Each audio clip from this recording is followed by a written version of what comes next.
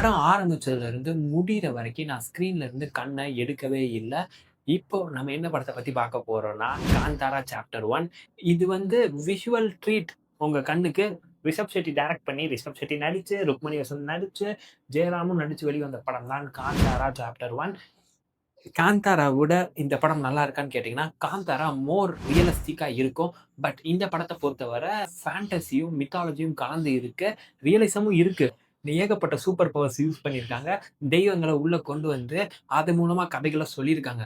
நம்ம ஊர்ல ஒரு ஊருக்கு இந்த மாரி 4, 5 கதைகள் இருக்கும். அந்த கதையெல்லாம் நம்ம ஊரோட சேர்த்து எடுத்தா, அந்த படம் பிரம்மாண்டமா வெற்றி அடையும் அப்படிங்கிறதுக்கு எக்ஸாம்பிள் தான் இந்த காந்தாரா. இது ட்ரிபிள் ஆருக்கு எந்த வகையிலயும் சளைச்சது இல்ல. பாகுபலி அளவுக்கான்னு கேட்டீங்கன்னா, கிட்டத்தட்ட பாகுபலி அளவுக்கு இருக்கு.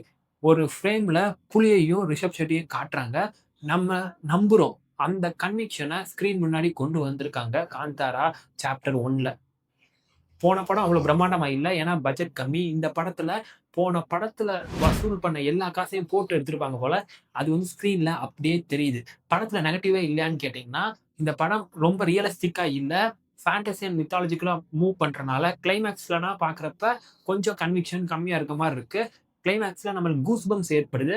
பட் நம்புறோமா அந்த காட்சி அப்படின்னு கேட்கிறப்ப, கொஞ்சம் யோசிக்க வேண்டியதா இருக்கு. மத்தபடி ஓவராலா பார்க்குறப்ப, இது நீங்க ஸ்க்ரீன்ல போய் பார்த்து என்ஜாய் பண்ணக்கூடிய ஒரு படம். ருக்மணி வசந்தோட நடிப்பு ரொம்பவே அழகா இருந்துச்சு. அண்ட் படத்துல ஒரு ட்விஸ்ட் இருக்கு. ருக்மணி வசந்த் இம்பார்ட்டன்டான ரோல் ப்ளே பண்ணியிருக்காங்க. ரிஷப் ஷெட்டி சொல்லவா வேணும். ஸ்க்ரீன் பிரசன்ஸ்ல தெரிச்சிருக்காரு. அவர் வர்ற ஏகப்பட்ட சீன்ஸ் கூஸ் பம்ப்ஸா இருக்கு. அவரோட ஆரா அந்த படத்த வேற லெவலுக்கு எடுத்துட்டு போகுது. ஒவ்வொரு ஃபைட் சீன்ஸ்லயும் அவ்ளோ மெனக்கெட்டு, அவ்ளோ அழகா நடிச்சிருக்காரு. இது போக ஜெயராம் ரொம்ப இம்பார்ட்டன்ட் ரோல்ல நடிச்சிருக்காரு. நீங்க படத்துல பாருங்க. இவ்வளோ தூரம் அவருக்கு முக்கியமான ரோல் இருக்குன்னு சொல்லிட்டு நான் எதிர்பார்க்கவே இல்ல.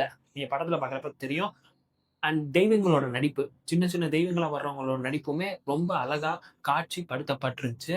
அண்ட் பிஜிஎம் சொல்லவா வேணும். ஃபர்ஸ்ட் பார்ட்ல வந்த அந்த பிஜிஎம் இந்த பார்ட்லயும் வர்றப்ப தியேட்டரே எரப்ட் ஆகுது. இதெல்லாம் ஓடிடில பார்த்தா பிரம்மாண்டமே தெரியாதுங்க. தயவுசெய்து தியேட்டர்ல போய் பாருங்க.